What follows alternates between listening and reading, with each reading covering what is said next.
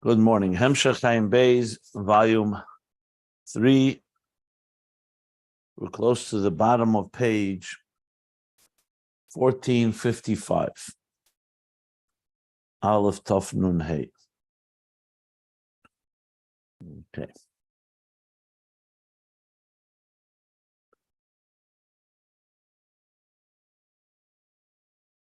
So we've entered into a discussion in understanding the process of a soul's mission to transform this dark world, which we've discussed at length in the previous pages about how when the neshama comes down below, even though it's rooted and has tremendous resources, rooted all the way in the etzem, all the way in the core essence, yet because it comes down below inside of a body and an animal soul and an golus and all the challenges that we face, we're given an elaborate support system, which overall includes Teira Eid, that illuminates the way. It includes the leaders of every generation, what he called Einei Ha'eda. They're called eyes that guide us. And the Malachim, that includes all the levels in Seder Shtalshlus that serve as a support. And the example has been using here is the support that the eye has, that even in a dark world, in a dark room, there's the light that shines in the room. That's a siyua support that allows the eyes to see. So it's the very eyes that do the seeing, but it's the light that illuminates and allows them to see, which is in essence what the whole work of our work in this world is. It's hard work. There's a darkness in this world, and yet at the same time, we have the tools and resources to illuminate this darkness. So the neshama has all this power, but to ignite it, to trigger it, to motivate it, to inspire it, all the different words you want to use, that's the full elaborate support system. So in the context of Ayin Beis, this of course is fundamental because this is the interface. Who implements and actualizes and realizes the purpose of existence, the interface between God and the divine and existence, God and existence, the interface between the highest levels of transcendence, in a way they become internalized in an imminent way. This is what the neshamas are the ones that effectuate. That's what neshamas do. So in a way, this is coming together. If you look at the whole Ayin Beis, you'll see in the beginning, he doesn't talk so much about how you do it. He talks more about the building blocks of the entire Seder Shtalshlus to understand the interface. Keser, Mamala Kalaman, the imminent energy, the imminent faculties, the imminent energies, and the Mamala Kalaman, and the transcendent one, Sevav Kalaman, Yirah Bligvul, Yirah Gvul. A lot of it is a blueprint laying out the groundwork, so to speak, of the whole infrastructure. It's later in volume 2 where the Rebbe Rashab starts going into the real process. Now, just for the record, this doesn't mean in volume 1 there's no Avodah. There's plenty talk about what our Avodah is. But if you look at the general structure, it's mostly laying out all the pieces. And then as he continues to work in through Ayin Beis, he starts going much more into the process of it, and especially the Avodah, and as well going from the top down. First, it's more about showing us how we bring the godliness from higher levels into lower levels, like Atzilus. And then the second half, especially of volume 2, is where the Rebbe Rashab begins explaining, well, the middle of, not exactly second half, closer to the middle of volume 2, the Rebbe Rashab begins the process of how you bring that elikus not only into Atzilus, but also into Biyah. So in a way, you could break it into two parts. One is bringing the highest levels of Eir Ein Sof into Atzilus, which is already a structure, but it's a divine structure. And a much bigger challenge is how do you bring that into Biyah, which is after the Parsa, and that, which is similar to the Tzimtzum. So it's like bringing the higher levels of godliness into Atzilus, the Klolos, but then there's how do you bring it into Bria and Yetzirah and Asiyah, which is already now subject to a concealment. And that's a bigger challenge because concealment is not just a lower level of godliness, it conceals godliness. So that's a very central theme back in volume 2, where he talks about, start talking about the tzimtzum and what do we do with the tzimtzum? Since all of existence is predicated on the tzimtzum, then how is it possible for us to ever unite with the divine that's pre-tzimtzum? And that's what Chassidus seeks to do. And the ultimate answer is that we can't bypass the tzimtzum, we can't ignore it, we cannot eliminate it. So the ultimate solution is that we transform it. And he explains it explicitly. He says transforming the tzimtzum means transforming the animal soul. Because the tzimtzum and practical purposes, what effect does it have on us? Is the animal soul that conceals the divine within us. He says that explicitly in volume 2. It's interesting, important point. So bottom line is the goal is the transformation of the tzimtzum. Because the whole purpose of the tzimtzum, as he explained, was in order to bring revelation. The whole purpose of revelation was in order to travel through the tzimtzum and come to us. So in other words, like using the example of teacher and student, the tzimtzum is not an end in itself. It's the teacher's method of conveying a deep idea to a student that's not yet ready. And it's also, the tzimtzum is also a way of, so first it's in order for the student to be able to receive, but it's also a way for the teacher that even the deeper revelation of the teacher will also travel through the tzimtzum as it slowly gets integrated and assimilated within the student. And l'asalav, of course, is when the entire student, the human being and the world will be acclimated and refined enough to receive the Oyer even pre-tzimtzum. That was a big part of volume 2, or volume 2, I would say, the second half of volume 2. And that itself, the process is from the bottom up through tefillah, that we, from the bottom up, from the tzimtzum up, and the concealment reach upward. And then in volume 3, on page 1350, began the discussion of how it's about bringing it down from the top down through Torah. But in between, in the beginning, the first half of volume 3 was focusing on the final statement in the verse, which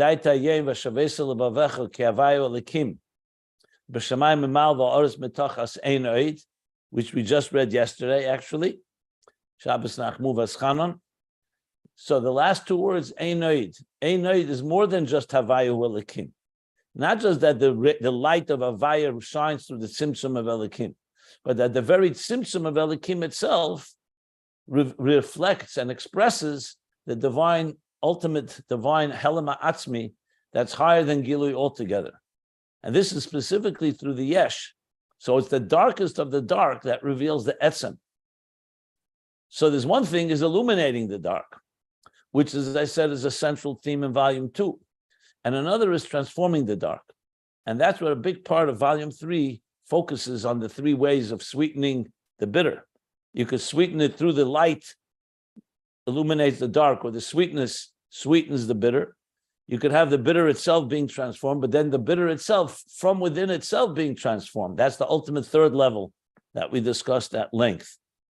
And from there, he went back to Milmai Lamata as it is in Torah. So in a way, where we are right now is a combination of both.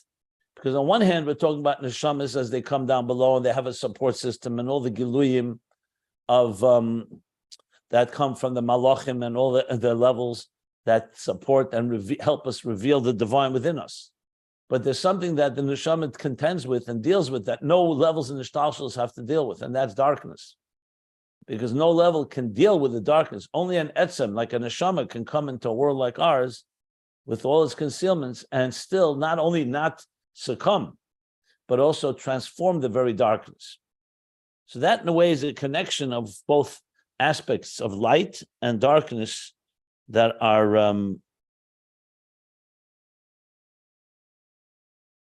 that are the theme of what we're discussing now. So let's bring it back to where we are right now.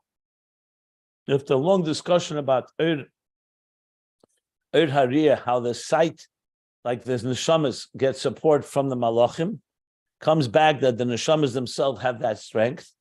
And then he adds the key point is that that's the inner core strengths of the neshama come from the shachar sheba'ayin, ishen einai, the pupil of the eye, the darkness of the eye, which refers to the animal soul that is specifically through the nefesh habamis and the way it darkens and conceals conceals the divine, by overcoming that reaches the deepest core levels of the neshama. And to explain that, the Rebbe Rashab began here, the second half of the page, on page 1455. Shcheirani v'nova. I am dark, but I'm beautiful. Referring to the neshama, speaking to the neshamas lemaila, that's saying the Bnei Yerushalayim, the daughters of Yerushalayim, that I am dark. Like he says, why am I dark? This is the Malchus. Due to the body and the animal soul that conceals on the divine and his holiness, and nevertheless I'm beautiful, because I retain the connection to godliness, as we'll learn later, and we've learned a bit before as well. So nevertheless v'nova. So here you see he's coming back now to the theme of darkness. So there's a process of revealing the godliness from higher levels, which is critical. That's the oil. But then there's the second half of the process, which is transforming the darkness, which is the ultimate purpose. So that's why I wanted to just contextualize it with what we learned earlier in Ayin Beis, because as I said, the big part, till he gets to in middle of volume 2, we start talking about the parsa of bringing down the divine also beneath Atzilus into Biyah. He speaks primarily how it manifests in the level of light, of higher levels of the divine expressing themselves, and Atzilus connecting to the highest levels of the divine. But connecting the Helam, that's already another track, which goes all the way to the Helam Ha'atzmi, as we've been learning. So that's the broader connection between the whole themes of Ayin Beis. And it also is going to lay the ground to be able to understand, as we're going to learn further. Remember, Ayin Beis, we don't know exactly how much more the Rebbe Rashab would have written, but it was not finished. There's definitely pieces that still remain unconnected. But I think the more we understand the general context, which is another reason why I'm elaborating on it, I think it'll be easier to deduce what the Rebbe Rashab would have probably said, even though it's going to be speculation to some extent. But if you can take everything together, it seems to me that it pretty much comes close to the end. He's not in other words, I don't know how much more he would have written. The Rebbe Rashab could have, of course, gone off into many different subjects. But I'm talking about regarding the themes we discussed. Seems to me, the more I read it, that we could probably figure out some of the basic elements of what the final picture looks like. And part of it is what we're discussing right now, which is the combination of Oyer and Cheshech, basically both revealing the highest levels of Oyer, but also the highest levels of Cheshech in the Helam Ha'atzmi. Because at the end of the day, you want the connection of Etz and Begili, as we've discussed a number of times. So let's get back now to the small picture, so to speak, from the bigger picture of the whole Ayin Beis to the micro where we are right now. So we'll sum up what we learned in the last class, the second paragraph on page 1455. So briefly, I just said, Shcheira Nivanova, the neshamas below say, I am dark due to the body and animal soul, but I'm beautiful. And who is the neshama saying it to? To Bnei Yerushalayim. So the neshama says they are Lamaila.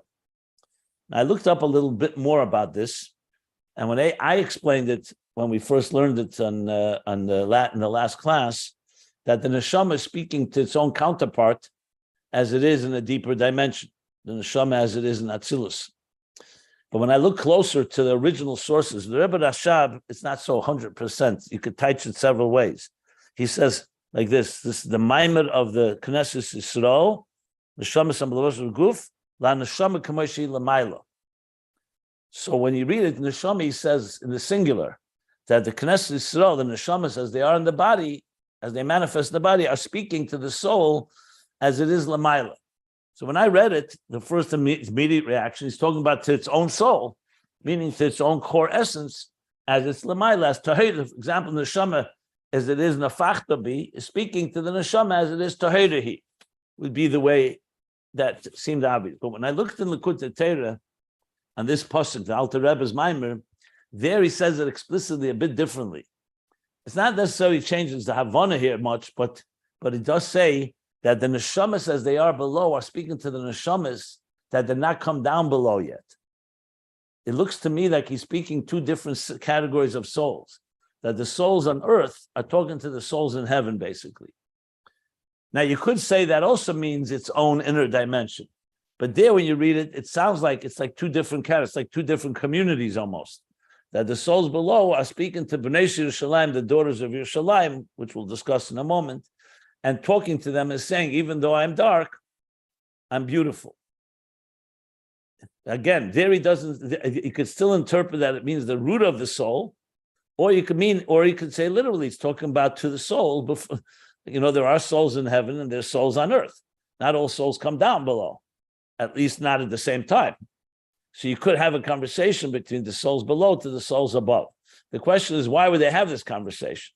So it's gishmaker to say that the neshama is talking to its own so-called, its own inner dimension, its higher dimension, to tell it that please don't forsake me or don't give up on me, because even though I'm dark, I'm beautiful. But that would need more explanation, and I'll look more about it in the Maimorim. I'm sure some other Maimorim may talk about this. I just wanted to point it out because I did look it up and wanted to just make that distinction. Okay. So now what's Bnei Yerushalayim? That's the next piece here that we're elaborating on. Bnei Yerushalayim literally means the daughters of Jerusalem. So you have to understand the word Yerushalayim. Yerushalayim, he says, comes from two words, Yirah and Shalom. Reverence, as we translate it, and Shalom, complete. So it's complete reverence.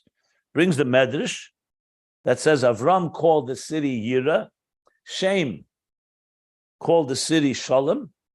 So Hashem came and said, I'll call it Yerushalayim. Basically, the Yirah, that the name that Avram gave, together with the name that Shem gave, so it's Yerushalayim. And that's why, and Yirah is Yud Reish Vav, because it's the Gematria. Yirah is 206, and Yaru is that same word. And Shalom is without a Yud. I think, at least I did. I missed the last 15 or 20 seconds.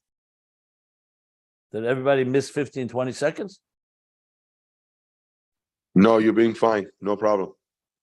Okay. So I heard you just fine.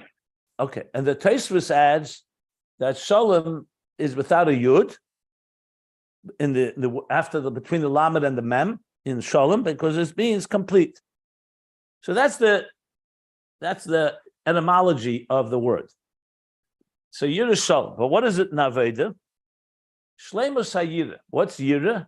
Yirah is a level of Bittul. It says Shleimus HaYirah begins Bittul B'tachlis. Ikra Bittul B'Yirah Dafke. The real suspension of self is in Yirah more than in Ava. Because Ava is a Yesh Misha'ayiv. There's someone there that is loving. The lover is loving the beloved. So say, and not only that, there's one that loves, but also has a desire in the Gili, because he feels Kirvas Alikim Li Tov. Being close to God is Li Tov, is good for him. So this is all about his pleasure, experience something. Love is an experience. And that's why he desires the Gili Elikus, because he has a good taste, a profound taste in godliness, and that's why he desires Gili Elikus that should radiate with him in him and in the world. What is it? What means he desires? Means something he desires for himself. The atzmai. It's not a selfish desire because it's about godliness, but it is a desire of the one who's the loving one. So, b'derech klal ina avu shareitze be'ezeh davar. So, ava in general is that he desires something. That means love. I love something. I desire it. That's yesh. Mashenk in Yirah is bittul ba'atzmei muhsim. In Yirah, you don't have the element of I. It's about complete suspension, like we said, standing in awe or reverence. And even though there's Yirah Tata, and there you do say yesh mi sheyareh, in a lower level of Yirah, you also say there is someone that is in reverence, or someone that is in awe, someone that is respecting the other. Nevertheless, the focus there is bittul hayesh. So it's not utter bittul, but it's still bittul hayesh. That's what Yirah is. It's about bittul. more than about experiencing love and everything as we discussed. And what then is Shleimus Yirah? Remember Yirah Shalom, Yirah Shalayim. So Shleimus Yirah says that's Yirah Allah, Bittul b'mitzias. And that's where we stopped. Close to 5 lines from the 6 lines from the bottom of page 1455. So we'll continue learning now inside. And we're learning B'nai Yerushalayim is the level that the neshamas below that say I am dark are speaking to. They're speaking to B'nai Yerushalayim. So we're going to get back to that, obviously. But he's still going to discuss B'nai Yerushalayim a little more at length. By the way, someone asked the question, I think Moshe asked the question about B'nai Sin and B'nai Yerushalayim in that same mimer that I referred to in the Likutei Torah on this pasuk Shchoirani. He talks also the difference between B'nai Sin and B'nai Yerushalayim, in case you want to look it up. Okay. Interesting also, if I may mention, this week is the 15th of Av. So the Mishnah says that there were no holidays in Israel like Chamish Al-Shabav and Yom Kippur. And then the Mishnah continues the story, the custom that the young maidens would go out. It says B'nai Yerushalayim, and there's a gift of B'nai Tzion, that they would go out to the fields and they would meet young men who were courting them for shidduchim, as he discusses there in the Mishnah. So there, I believe there's 2 girsayos. One is B'nai Tzion, one is B'nai Yerushalayim. So some connection. Even though it's not the theme here, he's not talking about B'nai Tzion, he's talking about B'nai Yerushalayim, Dafki Yerushalayim, with the emphasis on Yirah Shalom, on those words. So now let's continue learning inside. And as I said, this is all about the neshamas below, speaking to the neshamas above. She says like this. I'm reading in the last, the end of the 6th line from the bottom of 1455. The pages can be found if you want to follow the text at ayinbeis.com. V'zehu sh'Avram kara eshe Yirah. Remember, before we learned from the Medrash that Avram called the city Yirah. It was Shem that called it Shalom, and Hashem joined the two together, made it into one word, one name. She says, and this is what Avram called this place Yirah. That Pirushu, the meaning of that is Riyah Shaydei Riyah Samuhus. That Pirushu Riyah. So Yirah is also connected to the word Riyah, to see. Shaydei Riyah Samuhus Nasa B'chinas Bittul b'mitzias.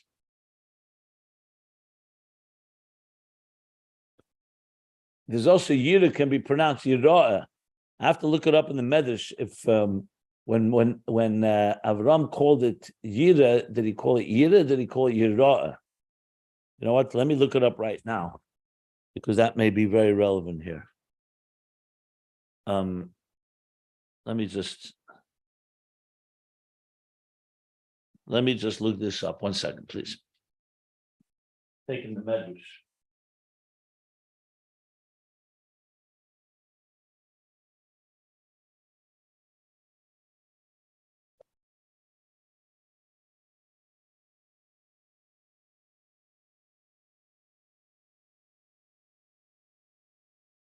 Where's the Medrash that he say?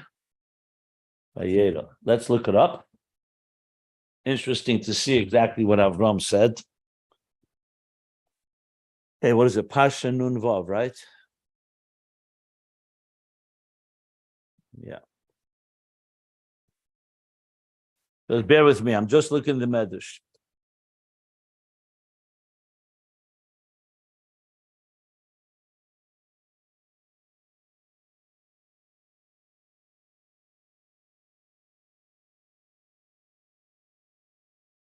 I think it said Yirah, if I recall correctly. Okay. When we say every day in davening, the beginning of the pasuk, Shem Omer Kemahu Hashem Yireh, but he finishes Yomer Ayem Hashem Yeroeh. So he's using both words in the same pasuk.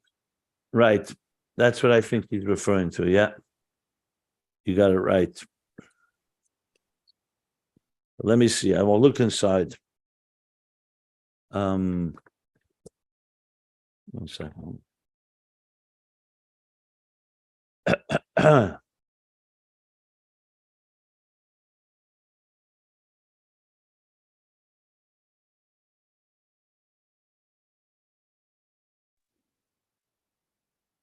Which midrash is it? He says in here, Vayera Parsha Nun Vav. Uh-huh. Bereishis Rabbah, it's Parsha Nun Vav, chapter 56. Yeah, I see it here. 1 second, let me just see.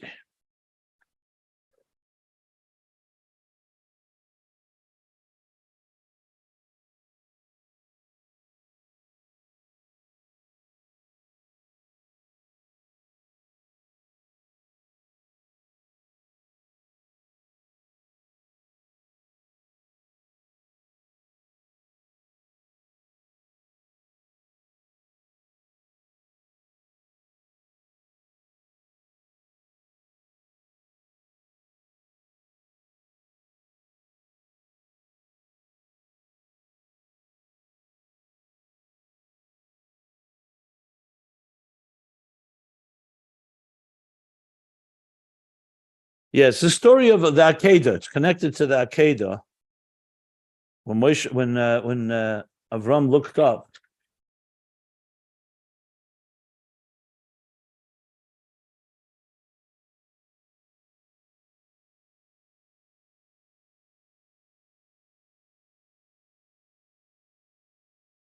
I don't see the exact language.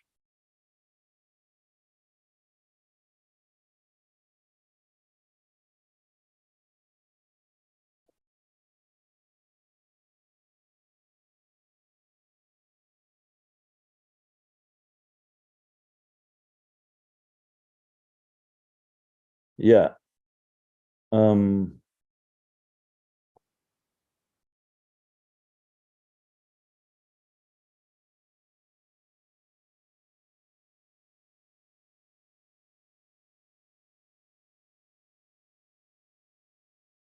Okay, I'll read it inside.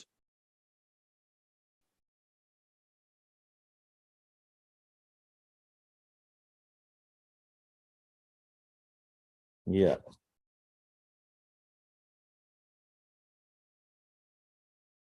You want exactly chapter 56, section 10.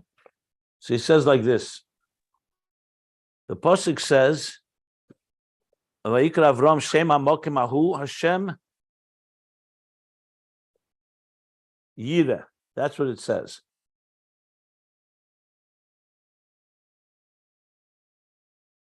So Yirah mean here not fear, not reverence. It means that God will be seen here. Because he's talking, remember, the Akedah was on the Har Abayis, on the mountain that would ultimately become Har Moriah, that would later become the place where the Beis Hamikdash was built. So Avram said, this is the place where God will be seen. And the Medrash continues that says,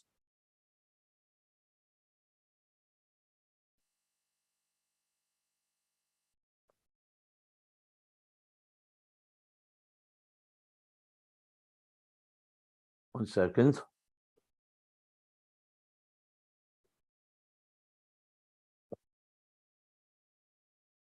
Yeah. Yirah, call the name Hashem Yirah. And then Shem called it the name Shalom. Yeah.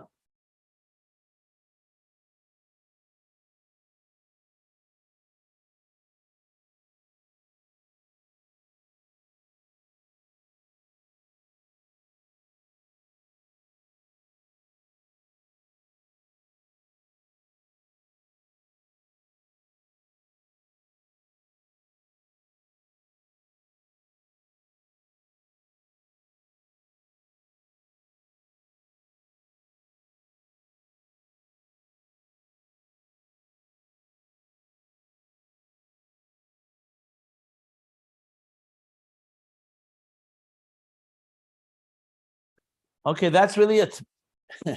Bottom line is that till now we explained Yirah from the word reverence, Yirah Shalom, complete Bittul. But now we have to connect it, since Avram didn't call it Yirah as in reverence. He called it Yirah as in God will be seen from the word Ra'ah. So the Rebbe Rashab is now making the connection. He's saying, this is why Avram called it Yirah, that Pirushu Riyah. The meaning is God will be seen. So what's the connection between Riyah and Yirah?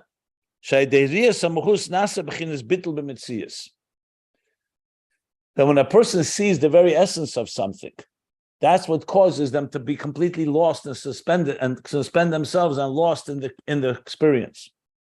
Remember earlier we've been talking. He said earlier about Yirah. He said this explicitly that the Iker Tainug Uberiyah. He said that before as well. We're talking about sight. The example of the soul being sight. But there he was talking about Av actually. Here he's connecting Yirah to Riyah. So that's why Yirah Shalom means complete sight, but also means complete reverence. Because when you see something, that's what ultimately transforms a person. And this is known, let's see, I don't know if he's going to talk about it right now. But just to elaborate, why is that the case? Because like we said, seeing and hearing is not the same thing. When you hear something, as much as you're influenced by it, it doesn't have quite the same subjective impact. That's why Chassidus brings the din, ein eid nasa dayan. A witness cannot be a judge. Basically, if a judge witnessed a crime or witnessed some other event, he can't sit in judgment on that matter. He has to recuse himself. Why? Because when you see something, it makes it so certain of it, they'd never be able to hear a witness or evidence to the contrary. If he only hears it, so he hears evidence and hears witnesses, hearing doesn't have quite the same impact. But when you see something, even though you know what, you could say maybe what you saw was not exactly right, and maybe you missed something, or you misunderstood, but seeing creates such a resonance by the person that's difficult for them to be objective afterwards. So Riyah has that power that sound does not have. It just captivates and mesmerizes a person much more than hearing something. Shmiya has its own qualities. But an interesting, Shmiya is actually, Shma is connected to Vahafta. And here Riyah is connected to Yirah. So he's saying basically that Riyah means when you see something, it has that effect of Yirah Tachlis Bittul b'Mitzias. So this is the connection to what Avram said, Yirah, right. The Zehu, the Yirah Elohu b'Chachma, and this is the meaning when we say Yirah Eloh is on the level of Chachma, She b'chinas Riyah. Yirah Eloh is Chachma, because Chachma is also the level of Riyah. Bina is Shmiya, and Riyah and Chachma is Riyah.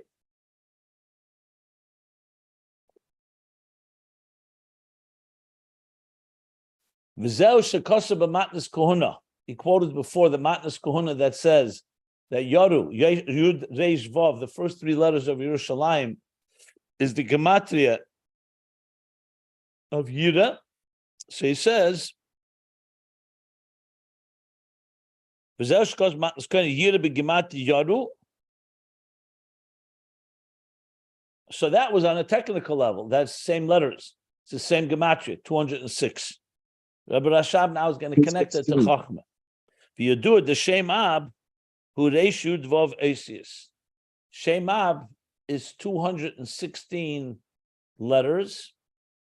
I'm not sure what he means by that, to be honest, because Ab, 3 times Ayin Beis is 216.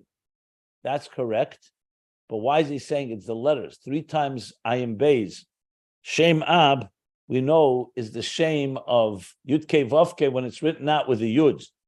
When you write Yud, Hey Yud, and then Vav Yud Vav, and then Hey Yud, and then the final Hey Yud, that adds up to 72. So I'm not sure why he says there's 216 letters in it, because even with the Milui, it's not 216 letters. I have to look that up. But it is, but Ab, 3 times 72 is 216. So maybe there's some connection to that. I have to look it up. V'gvura b'gematria reish yud vav, Gvura is also the gematria of 216. The Gvura is 3 and 2 and 6. So it's 8 and then 208 and then what did I say? What did I say? Gimel Beis is 5 plus the Vav is 11, right? Then 211 and the last Hay is 216. The Hainu B'chinas Yirah. Gvura is the level of Yirah. Basically, he's connecting here the two words Yirah and Riyah to connected to each other. So Ab, we know Shem Ab is in Chochmah, so that's the connection, Kabbalistically speaking, to the 216, what he calls 216 letters. I think he means Ab 3 times. I'm going to look up what exactly that means. And also it's Gematria Gvura, which is Yirah. Chesed is Ava and Gvura is Yirah. So bottom line is that when Avraham Avinu called it Yirah, Riyah and Yirah as in reverence, Yirah Shalom, Bittul B'tachlis are connected to each other. The Ze'in Shleimus HaYirah. And that's the Shleimus HaYirah which we said was Yirah Elah. The complete reverence, Hainu B'chinas HaBittul B'mitzias, Haba B'chinas Riyah Samachus Delikus.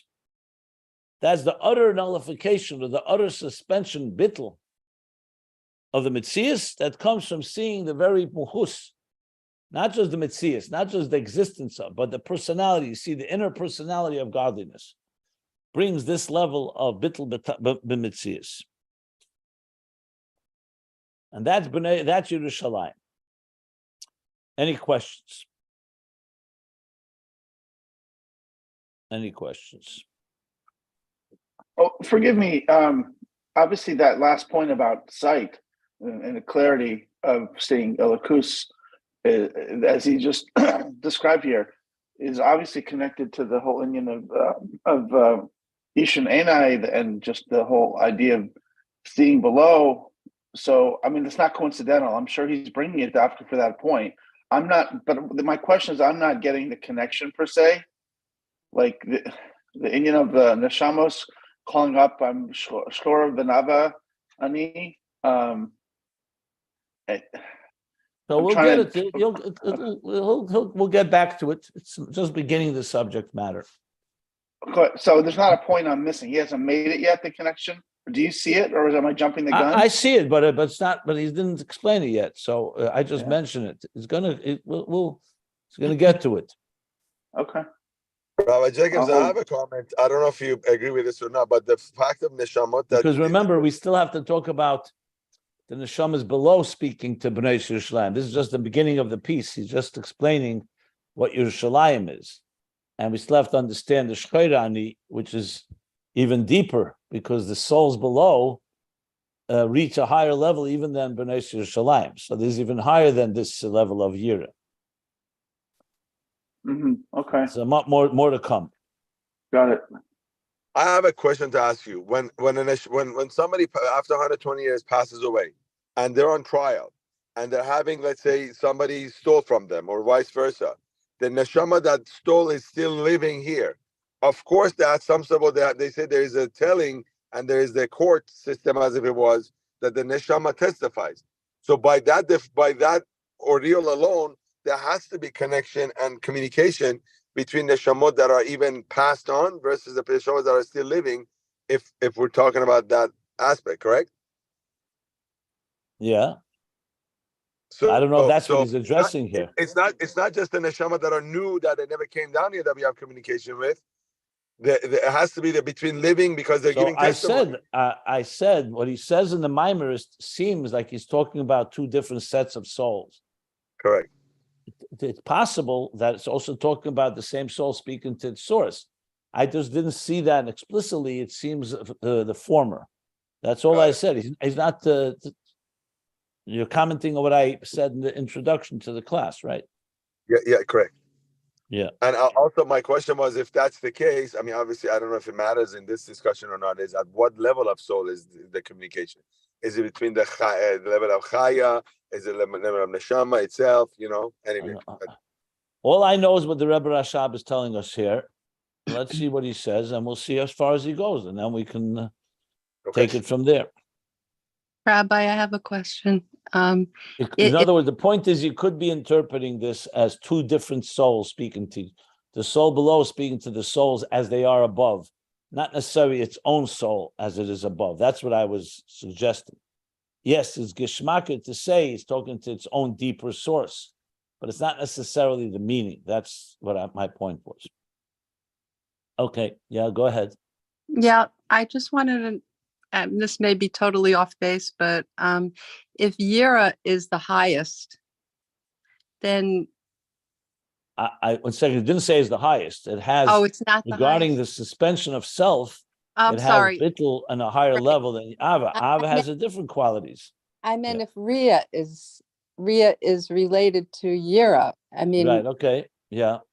so why do we say Shema? I mean, why don't we say Ray? Well, first of all, you could ask the same question. If we have Yirah, why do we need Ava? If you have reverence of God, why do you need love of God? You could ask the same question because they both have different qualities that you need.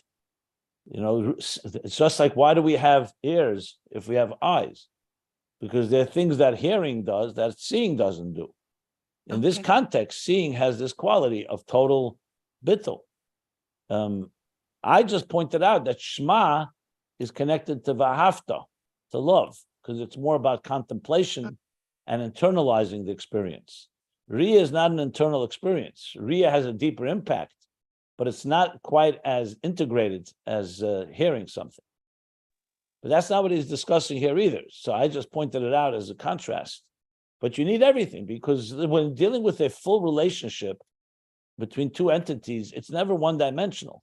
It's not just seeing; it's also appreciating and hearing and comprehending it. When they by Matan Torah, they both saw and they heard.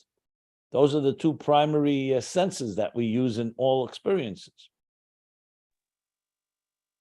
Just as an addition to what you just to put a sight adds one level of resonance, but hearing adds a different dimension of integration. Yeah. Mm-hmm. Thank you, Robin. Just to put a dagesh on what the rabbi just said, because yesterday we read Parshas V'eschanan, and you read their Shema, right? So it's very timely that you ask your question. And I've read some essays. I don't remember this. There are many citations to the Rebbe and the Alter Rebbe, Likutei Torah, but. So I can't give you the exact place, but it says that it answered that question. So the reason why it says Shema instead of Re'eh is because the Ibbur, he wants us to be misboned, like Rabbi Jacobs, to be contemplative. That in order to accomplish there are many levels of Shema, right? I won't get into it, but to accomplish the contemplation of the idea that Shem Havaya, the God above, is the same as Shem Elokim, the God below. And it's one God, it's a singularity, and all there is God. All these concepts in Chassidus are all within Shema. But the Inyan is that with Shema, with Bina, with understanding, you have to internalize it. With Chachma Riyah, it may be clear, it's a flash, but only through our own understanding can we really strive to accomplish what the Shema is all about. So there's a whole discussion about this in Chassidus. Rabbi Jacobson said it very succinctly and very clearly. I'm just saying, maybe not coincidentally, there's a whole discussion about this. Thank you. That's very helpful. Everybody, thank you. Okay. Any other questions? So let's continue on. Last line, continuing, page 1455. V'hinei, and now, so that's Yerushalayim. Now he's going to talk about us below here. V'hinei b'nivroim lo yesh b'chinas hayirah b'shleimus. In the world of the creations, Nivroim, they don't have Yirah in a complete form. This Yirah Shalom he just described, complete Yirah, complete Bittul, is not in the Nivroim. Sharigam ala Malachim nemar, because also on the angels it says, even the angels, Uba Malachav Yasim Tahala.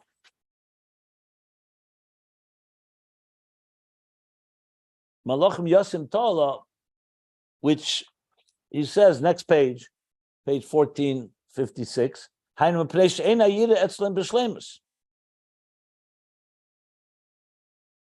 why the Malachim need to be placed, given this gift of Ta'ala? Because they don't have Yirah b'shleimus.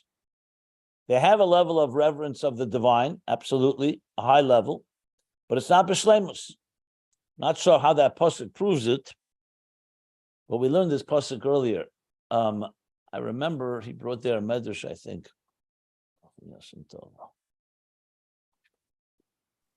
What's the translation of Tala? Praise? That the angels are given the capacity to give praise? I think so, but it's pronounced Tala, not Tehillah. It's in Tehillim. I think it's in Tehillim. Can you look it up? Yes, I was just going to do that.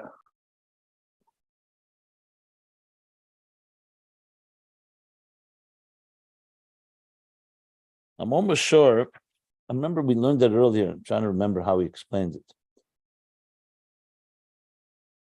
He's saying the same thing basically now about the Malchum that a few words ago we said the same thing about people. So he's actually no, it's not Tehillim. It's in Iyuv. Sorry, it's Iyuv. Yes, Iyuv Daled Test 4:18. Yeah, sorry about that. It says reproach. I think that's the word. That's right. Reproach because they don't have, because they're not complete. Right. Yeah. It says if he cannot trust his own servants, referring to the angels, and he casts reproach on his angels. Well, maybe to both people. His servants are us. Yeah. Now I remember. Yeah, that's the word. Right. Let me look it up myself here. 1 second. This sentence he talked about creations and then malach. Reproach upon his angels. Okay. Yeah. Which tells you that the malachim are not. We're in the middle of the subject, Tzvi. He's not finished. He just began with one line about the malachim. I just want to know what the sentence means. We'll soon see where he's going to go with this. We're in the middle of a sentence. Right now he says that even malachim, he said nivroim, creatures below, the creature, don't have a shlemus hayira like the neshamas above. That's what he said. And he's added now the malachim as well. The malachim, mipnei she'en hayira etzlem b'shlemus. That's why they can be reproached, right? V'zeu, and this is due to the fact mipnei she'en me'eh b'hem b'chinas gilei Mehus Atzilus, because in the shamas doesn't radiate, like you just said. Total Yirah Shalom comes from seeing and experiencing the divine essence, and by the malachim, it doesn't radiate in them. Gilei Mehus Atzilus, because the malachim are in Bria, if you recall, they begin the world of Bria. So they don't have the Gilei Mehus Atzilus, so Kamoshi is bar, as shall be explained. So therefore, they don't have this level of Yirah Shalom either. But Kolshkein, that's Malachim, that's the angels. But Kolshkein b'Nivroim, and for sure this is the case in Nivroim, which are basically saying even not lower than angels. Shaguf Shalahem B'Daled Yesedus. Nivroim, whose body is made up of the 4 elements. Eish, Ruach, Mayim, Othar, which means it's made up of a structure of physical elements, or at least spiritual elements, but elements. So therefore, they don't have this level of Yirah Shalom as Bnei Yerushalayim have, the souls above and Atzilus do. Omnom, however, the B'chinas Yerushalayim, in the level of Yerushalayim, Shehi B'chinas Malchus de Gedusha, that's the level of Malchus of Gedusha. She B'chinas Alakus Mamish. It's talking here Malchus of Atzilus. That is Mamish Alakus, that's literally divine. Shamu Shleimus Hayira. There you have that level of Shleimus Hayira. So in the structure and say the Shtalshus, basically, Shleimus Hayira is in the domain of Malchus, Yerushalayim of Atzilus. Whereas Malachim, and definitely in the Nevroim, the lower ones don't have this level of Shleimus Hayira on their own. V'hainu, and this is V'hainu, and this means he says explicitly that Malchus, the way it is in Atzilus, The Atzilus meir Mehus alakus, because Atzilus radiates the very personality of the divine, not just its existence, not just we know it's there, but you feel the very personality of godliness. V'hainu the oris hakav shemeir b'Atzilus u'b'chinas gili amuchus b'chlolos elam Atzilus. This means that the reflection of the kav, remember the kav is the main artery, the main power line that comes from before the tzimtzum. So the kav is connected to the igul hagadol, to the great sphere, the great Eir that precedes the tzimtzum. And the kav descends from there into the chol l'makom poneh, into the space, an empty space, and that was left after the tzimtzum. So the kav is like, think of it as the main artery. That kav in turn will create and shape and define all of existence. So this kav, which is of course a very intense divine light, not as intense as before the tzimtzum, but still quite intense, especially in its higher levels. So we know that the kav, the horos hakav that radiates in Atzilus is gili amuchus b'chlolos elam Atzilus. Gam b'bchinas Malchus. That's a gili amuchus, that through the kav in Atzilus is sensing the very is experiencing the very personality of Elikus through the kav, and this includes also gam b'bchinas Malchus of Atzilus, also Malchus. Shezeh inyan abelo mekanna b'Atzilus. And that's the concept when we say that Abba, the supernal Chachma, Abba, is nests in Atzilus. This is from Zohar, where it says Chachmi la Abba, Mekanna b'Atzilus, Bina Mekanna b'Kursaya, Bina nests primarily in Bria, Zah nests primarily in Yitzira, and Malchus nests primarily in Asiya. So Atzilus, even though it has 10 spheres in it, from Chachma to Malchus, but overall it's under the effect of Chachma of Atzilus, which we said before, Chachma is the level of Yirah, and therefore the level of the Gili Mehus of the Kav that radiates in Atzilus. And that's why Atzilus is Elikus Mamish. Ubederech Klal. So all this is the level of Yerushalayim, Malchus of Atzilus. Ubederech klal b'chinas hamalchus k'meshi b'Atzilus b'chinas pnimius hamalchus. He's adding, in general, when we speak about Malchus and Atzilus, we're talking about the inner dimension of Malchus. We learned this earlier as well, that there were several dimensions, the inner and outer dimension of Malchus. Just to point out where it was, on top of here, on top of page, he brought from Likutei Torah, from Shreirani, actually.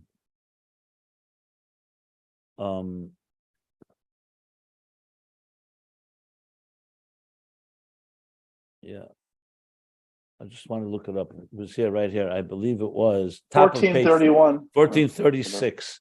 On top of 1436, he spoke about this, where he said that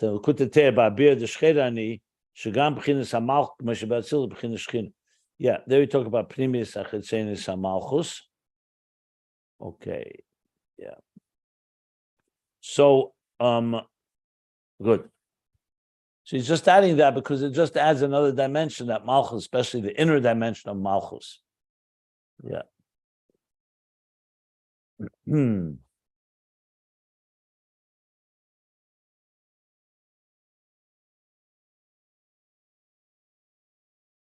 Good.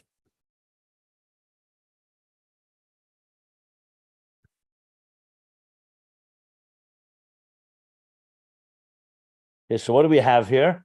So bottom line is that this is all the level of Yerushalayim, that the Nivroim, the angels even, and the Nivroim don't have this level of Yerushalayim, as it is Mehus Elikus and Atzilus.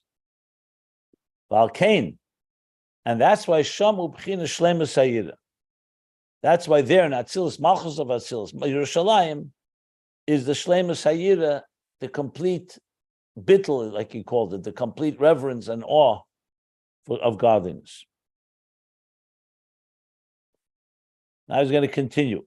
V'aneshamis k'moishein lamaila b'bchinas Atzilus. Now he's going to, and the neshamas, the way they are above in the level of Atzilus, nikrois, v'nikroim b'nei Yerushalayim. They're called the daughters of Yerushalayim. Shein gamkein b'chinas shleimus hayirah. Because they too have this level. They're in a state of shleimus hayirah. That's why they're b'nei. They're the so-called the dwellers, the women, the daughters of Jerusalem. They're like the makablim of this level of Yerushalayim, of Yerushalayim.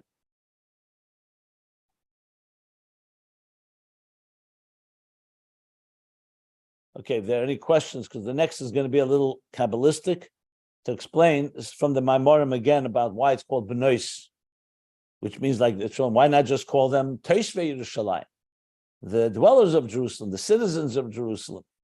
So Benois is a special emphasis, meaning the daughters of. It's going to explain the context of Ibbur and Leda. But before I continue, any questions? Okay.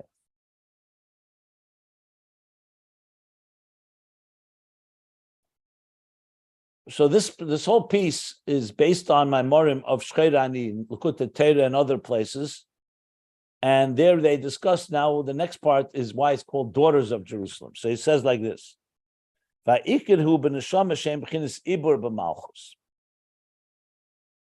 the primary, when we say B'nai Yerushalayim, is the neshamas that they're in a state of Ibbur.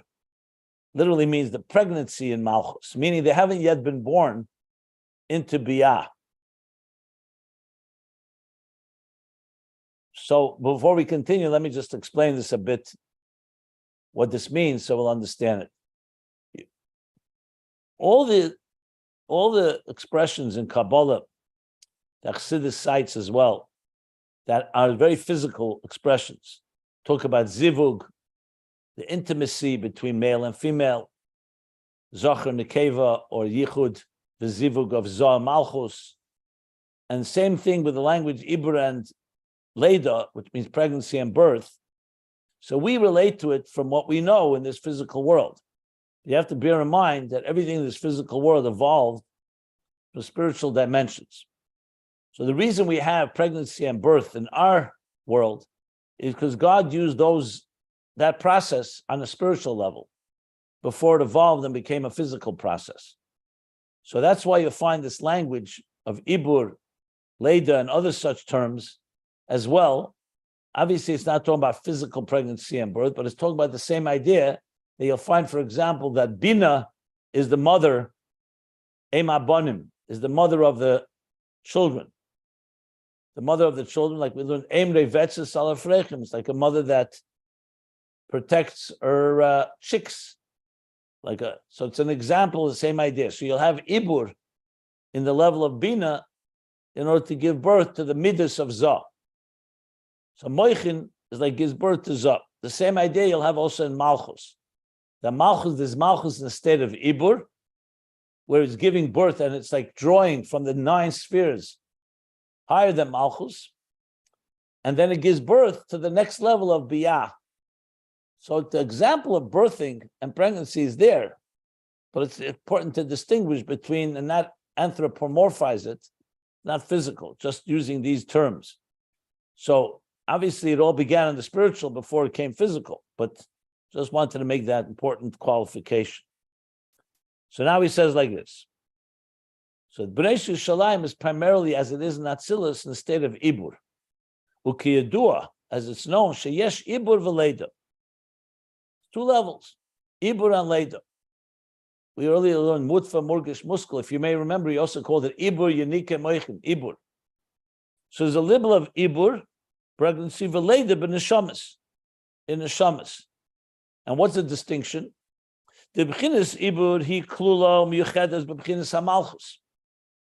So just like a ubar, a fetus, the difference between a fetus, even a fully developed fetus, and a newborn child, is that one is completely encompassed in the womb and protected by the womb. Uber Yirah, it's part of the mother and being fed by the mother.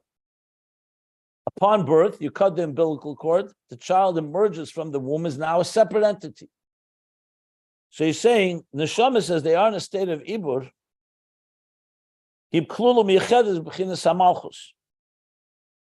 They're encompassed and completely joined together and united with Malchus. Like,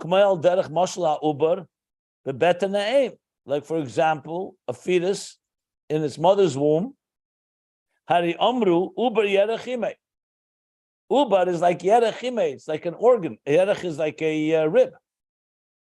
So the expression is, Uber is like a piece of the mother. You don't see it as a separate entity. Obviously, it's a developing separate entity and will become separate. But at this point, it's considered to be an extension of the mother. Uber Yerachimehu.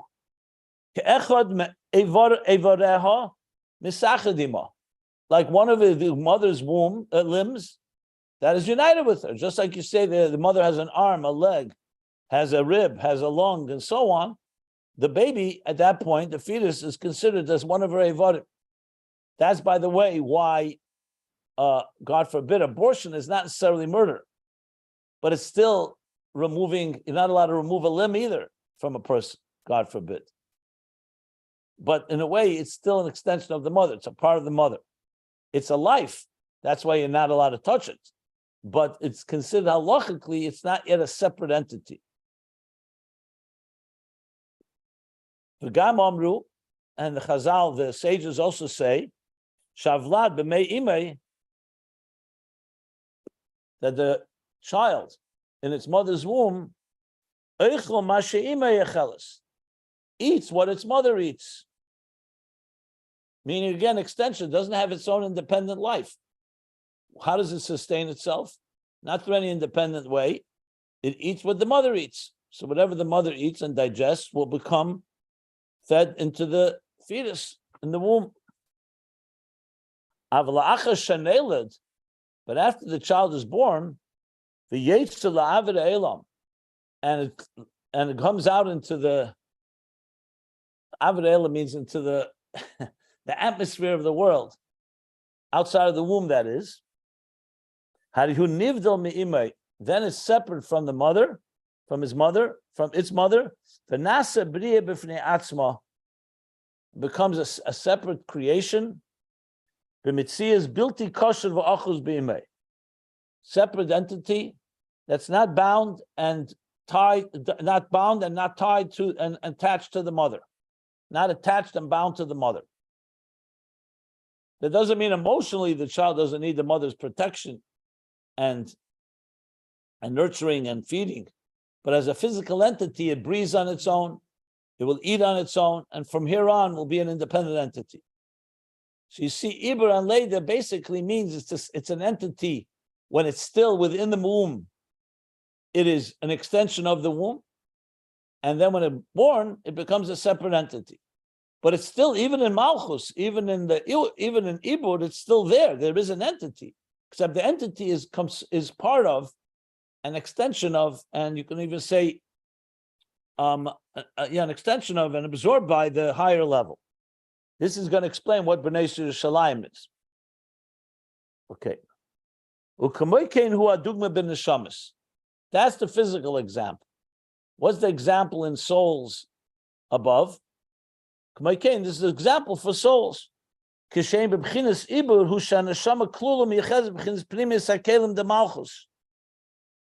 neshama is in a state of Ibbur, in that state, it's a neshama that's encompassed and united, exactly like the Ibbur, like the fetus, in the pnimius hakelim, in the inner containers of Malchus, mamish united, like one thing. That's why he gave all the details. That is one extension of the mother and eats what the mother eats and so on.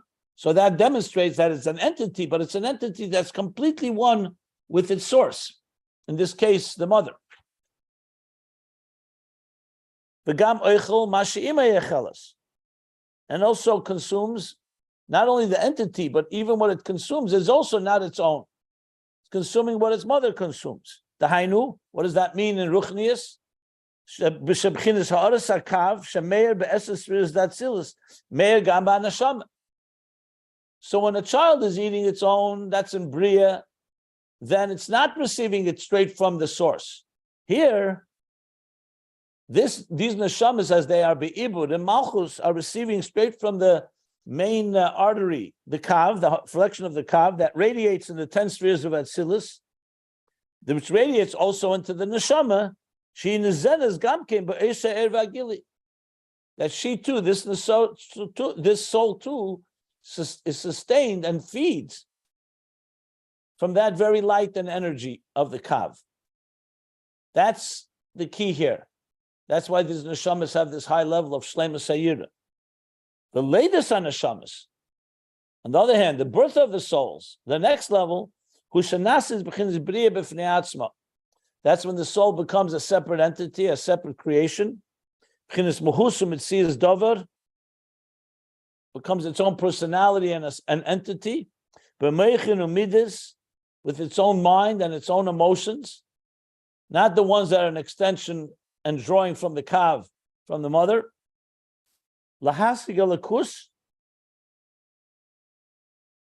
To comprehend godliness,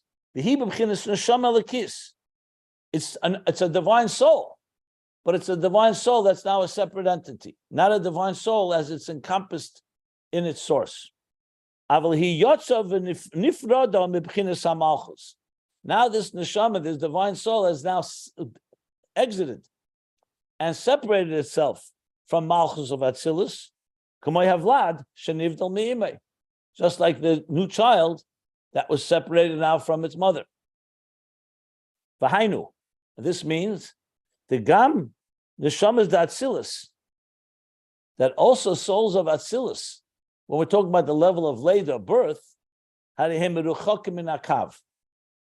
distant from the kav. Remember, he used that expression earlier, and I pointed out that comes from the end of the previous paragraph on page 1455. You look at the first paragraph, 4 lines from the bottom of the paragraph, he brought Meruchakim and Akav. That's from Ageres HaKedesh 20. I even pointed out, why didn't he mention it? Now he does mention it. So even the neshamas of Atzilus, we're not talking about neshamas of Biyah right now. Even the neshamas of Atzilus have 2 stages. The way they're Ibbur, and they're encompassed in Atzilus like Malchus within Atzilus, and directly linked to the main artery, the main food line, if you wish, from the kav.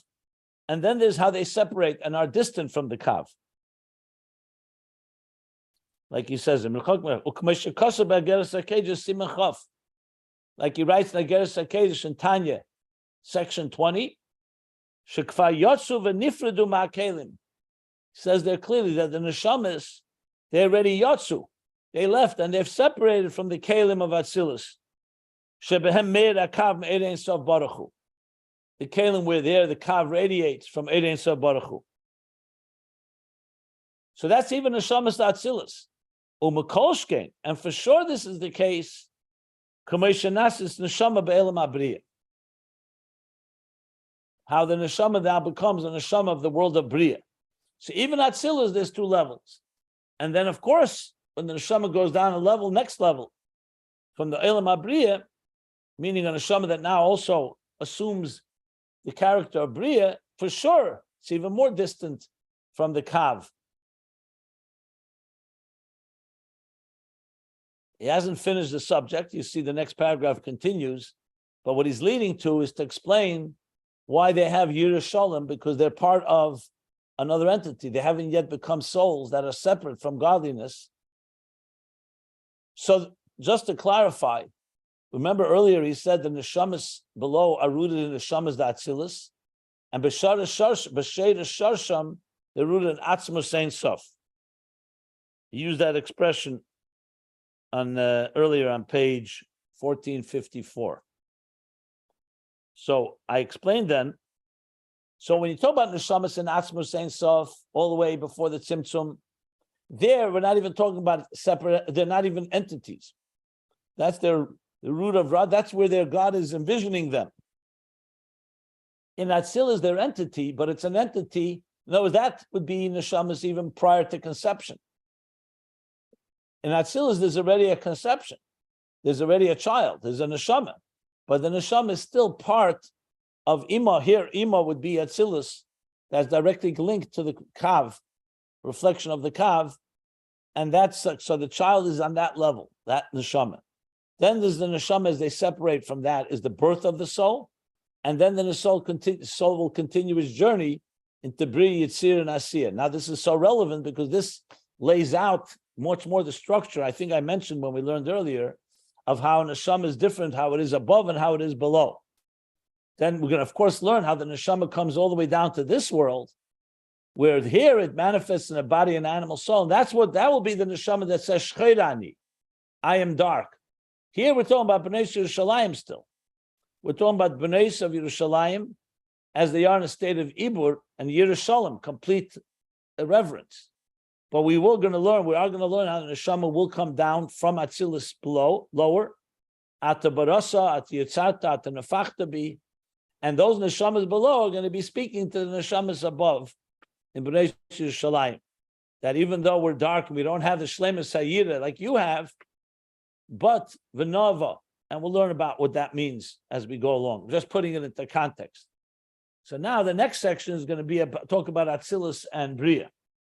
But let me stop here for any questions. So it turns out that Ibbur, there's two levels.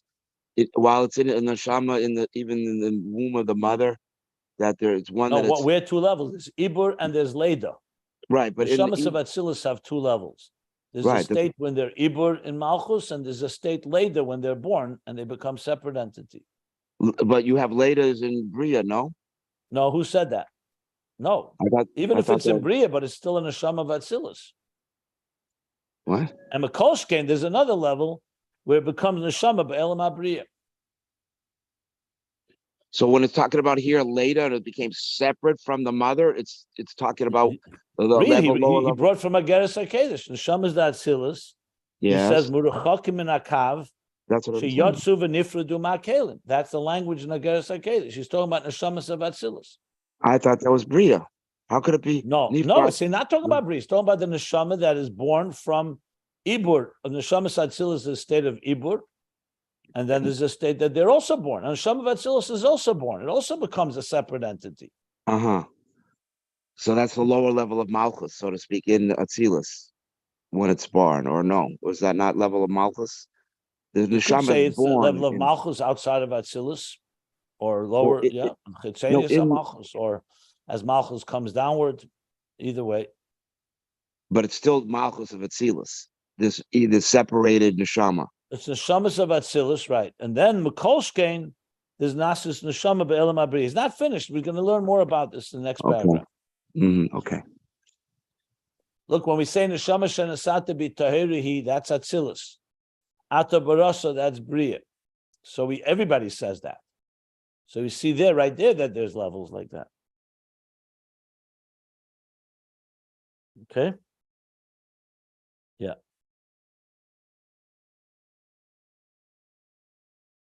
Any other questions?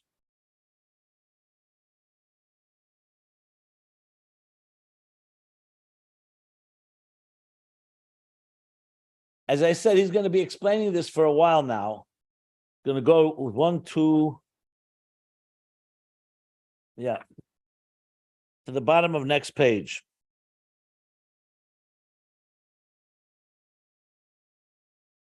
The next 2 pages are still focusing on Bnei Yerushalayim, these stages that we're talking about now. Ibbur, Leda, and then ultimately he's going to come back to Neshamas as they are below. Yeah.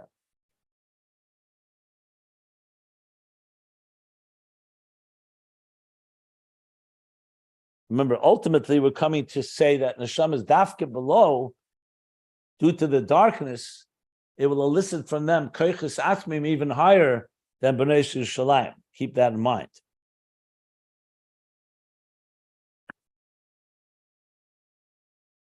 Okay.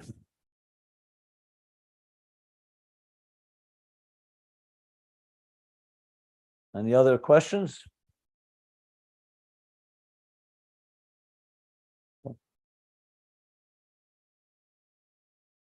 So let's say, do we continue here? What do we do now? Let me see.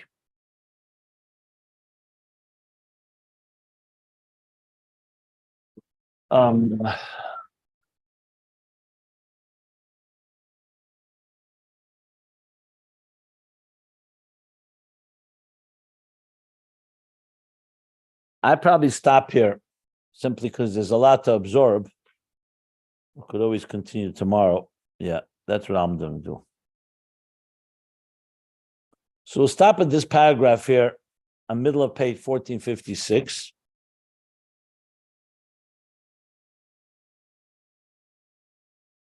Some things to unpack a bit, but I think it's pretty clear.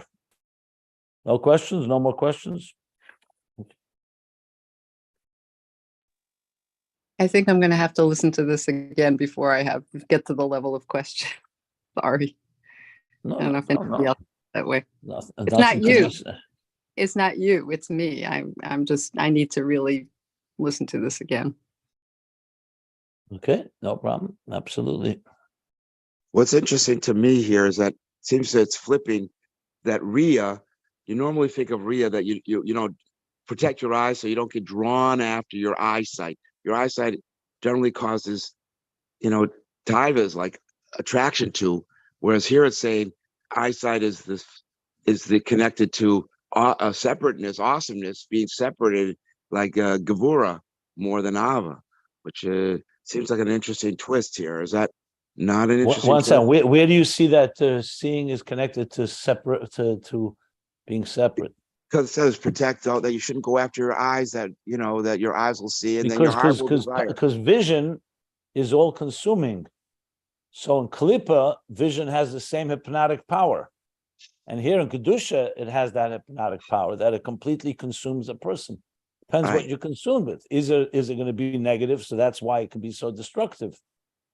And the same thing could be in the positive. That Rhea has that total bittul that it creates. That's how I would explain.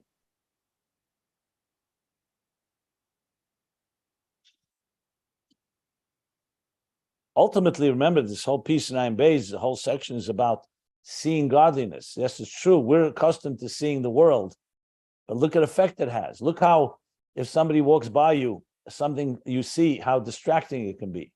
It's extremely powerful vision. You know, the goal is to use our vision to see and experience God on that level. And by the way, the pasuk does say, as Naftali mentioned, Yirah and Yirah. That's exactly the expressions. It says, V'yikra Avram Shem Amokim Hahu Hashem Yirah Asher Yemer Hayem V'hara Hashem Yirah. So the same pasuk says both things. He called the name Hashem Yirah, as it said, in the mountain of Hashem he will be seen. Yeah. Question is, so the two Yirah is Yirah from the word reverence and Yirah from the word seeing, so it's connected. That's his emphasis in the pasuk. We say it every day in the Akedah. Yeah.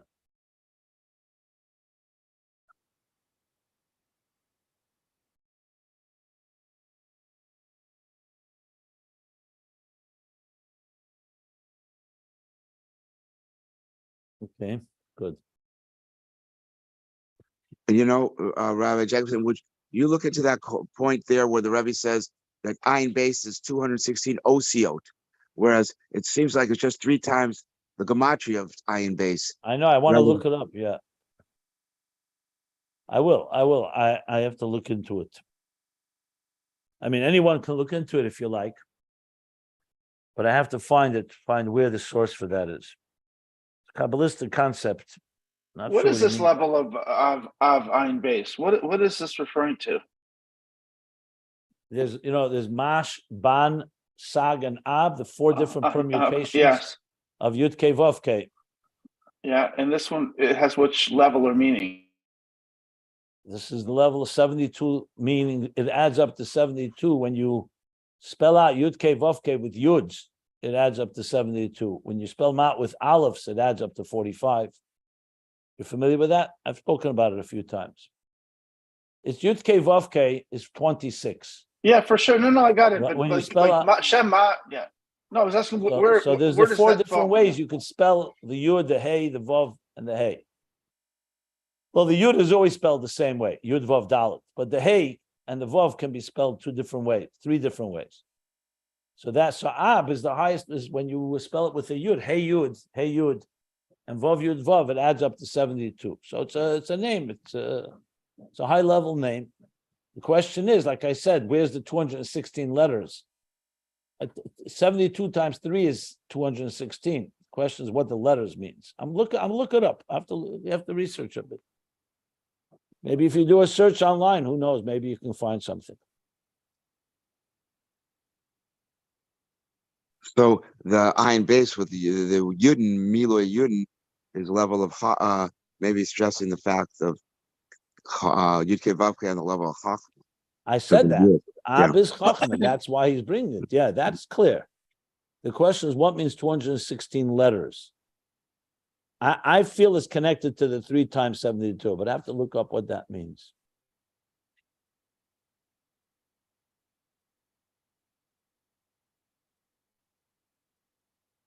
I'll find it. I'm sure it's somewhere.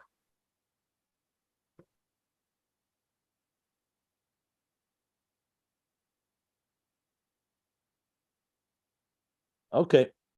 So let's stop My here. question- My question was like, we've talked about Shem Ma and Shem Ban. Like Ma is, I think, is Chochma, and Ban is Malchus. So yes, so I was wondering where not necessarily. Ma is not necessarily Chachma. It could be Chachma. It could also be Zah. There's different levels for it. Ab, right. So yeah. In this context, Ab here is probably Chachma. Okay, that was my question. I mentioned it when we learned it, when I read it. That's why he brings it here. Reshut Vav. Okay. So we'll stop here. Middle of page 1456, middle of the paragraph, the end of the paragraph rather. 1456.